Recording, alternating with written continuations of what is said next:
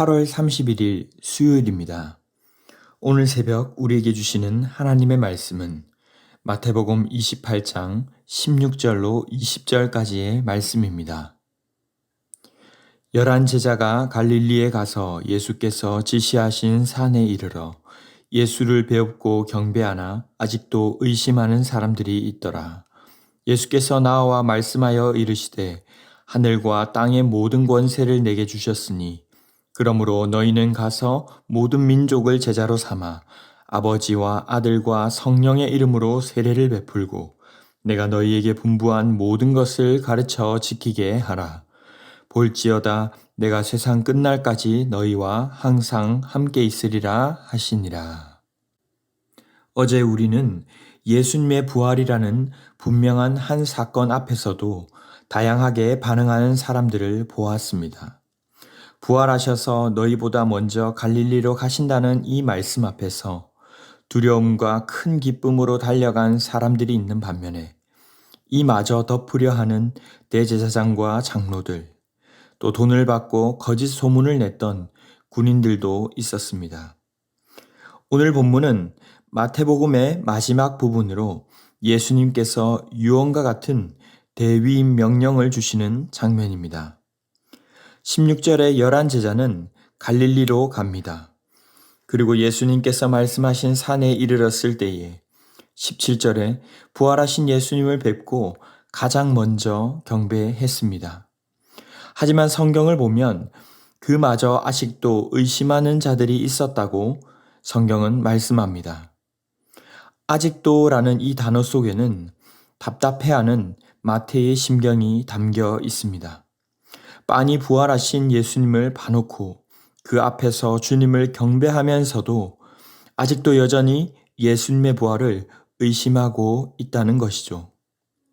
그런데 이 의심하다는 단어는 베드로가 배 위에서 내려 물 위를 걷다가 빠졌을 때에 예수님께서 왜 의심하였느냐 물으셨던 단어와 같은 단어로서 완전히 불신의 상태를 말한다기보다 믿음이 부족한 상태, 다시 말해 온전한 믿음에 이르지 못한 상태를 말하는 것입니다. 사실 이러한 표현은 당시 제자들뿐만 아니라 오늘날 교회와 또 우리의 모습을 비추어 주는 것입니다. 매주일 많은 사람들이 주님 앞에 나와서 찬양하고 경배하지만 정작 우리의 마음속 깊은 곳에서 또 우리의 삶 속에서는 여전히 의심하며 여전히 재고 망설이는 모습을 가지고 있다는 것이죠. 그런데 예수님은 이런 제자들에게 또한 우리에게 엄청난 명령과 약속을 주십니다. 18절에서 하늘과 땅의 모든 권세를 내게 주셨으니 여기까지만 보면 예수님은 하늘과 땅의 모든 권세를 가지신 분이시고 예수님이 곧 하나님이시다. 그러니 이제부터 부활하신 주님이 다 하실 것이니 너희는 아무것도 하지 않아도 된다는 말이 이어질 것처럼 보입니다. 하지만 예수님은 19절에서 이렇게 말씀하십니다. 모든 권세를 예수님께 다 주셨으니 그러므로 너희는 가서 모든 민족을 제자로 삼으라. 아버지와 성령의 이름으로 세례를 베풀고 내가 너희에게 분부한 모든 것을 가르쳐 지키게 하라. 그러므로 이 말이 도대체 무슨 말일까요? 우리도 초대교회 성도들처럼 이렇게 때로는 믿음이 부족하고 연약할 수 있습니다. 그럼에도 불구하고 주님은 그런 우리에게 오늘 제자 삼으라고 말씀하십니다. 이 제자 삼으라는 말씀 속에는 우리가 먼저 제자가 되어야 함을 내포하고 있습니다. 십자가의 질서를 쫓아 주님께 전적으로 맡겨드리는 제자, 또 주님을 증거하는 증인된 제자, 예수님 닮아 섬기는 종의 자세로 살아가는 바로 제자가 되어야 한다는 것입니다. 그저 전단지를 뿌리는 것이나 동원 행사를 하거나 그냥 노방전도를 나가라는 뜻만이 아니라 우리를 보며 주님을 볼 수 있도록 우리 자신이 전도지가 되어야 한다는 것입니다. 먼저 제자가 되어 제자 삼는 것이 모든 것의 출발입니다. 그렇게 하면 제자된 이들에게 아버지와 아들과 성령의 이름으로 세례를 베풀라고 말씀하십니다. 예수님의 명령을 받는 주체는 우리지만 결국 삶의 주인이 바뀌고 하나님의 자녀되게 하신 모든 자들에게 공식적인 그 표시로서 성부, 성자, 성령의 이름으로 세례를 주라는 것입니다. 이것은 결국 한 가족이 되었다는 그 표식과도 같은 것이죠. 마지막으로 가르쳐 지키게 하라는 이 말씀을 보면 단순히 그냥 가르쳐라가 아닙니다. 난 가르쳤으니 됐어, 난 전했으니 됐어가 아니라 가르쳐서 지키도록 하라는 것이죠. 여기에는 많은 과정들이 담겨 있는 것입니다. 여기에 가르치다는 단어도 한 번을 말하는 것이 아니라 지속적으로 가르치다라는 뜻을 담고 있습니다.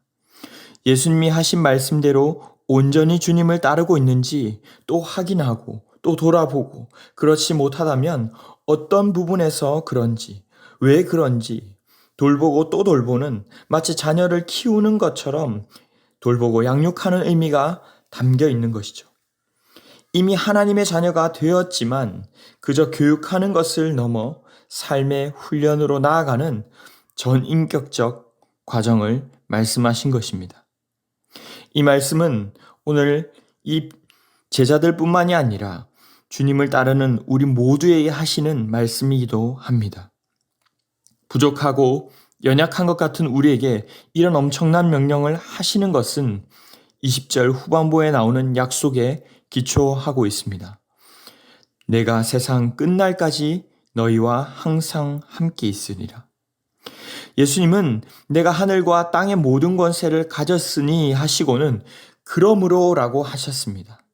그런 주님이 우리와 함께 계시기 때문에 그러므로 너희는 담대히 나아가 그들을 제자 삼고 세례를 베풀고 가르쳐 지키게 하라는 것입니다.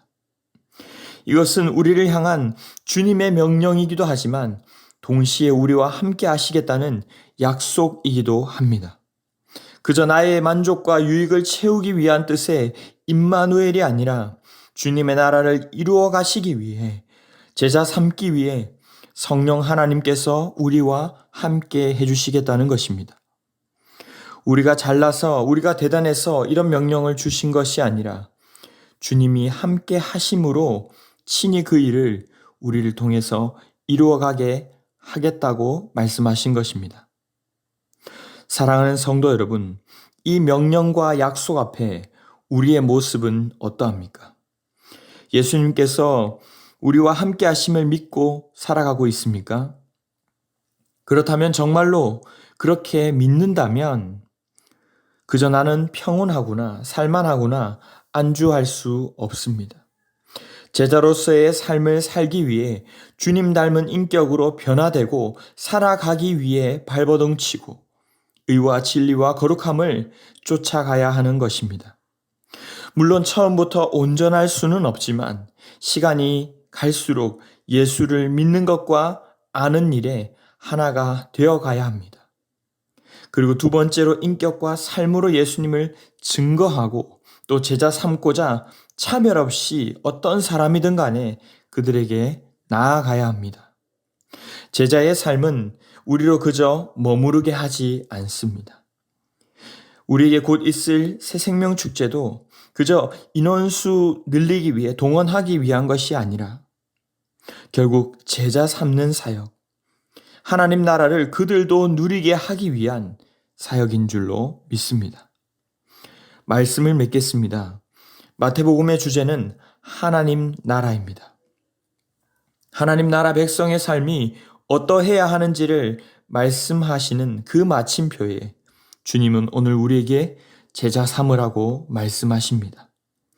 그들로 가르쳐 지키게 함으로써 우리 또한 그렇게 살 뿐만 아니라 그들도 하나님 나라의 삶을 누리게 하라는 것입니다. 주님 오실 때까지 주님과 함께하는 기쁨을 그들 또한 누려갈 수 있도록 제자 되고 제자 삼는 사명을 따라 살아가는 귀한 성도들이 되시기를 주님의 이름으로 축원합니다. 기도하겠습니다. 사랑해 주님 감사합니다. 오늘 이 새벽 다시 한번 우리에게 주신 사명과 약속을 말씀하여 주시고 기억하게 하시니 감사합니다. 부족하고 여전히 연약한 우리에게 값없이 먼저 이 복음을 허락하시고 위대한 사명을 허락하신 그 은혜를 기억하며 어쩔 수 없이 사는 인생이 아니라 사명 따라 살아가는 삶 되게 하여 주시옵소서.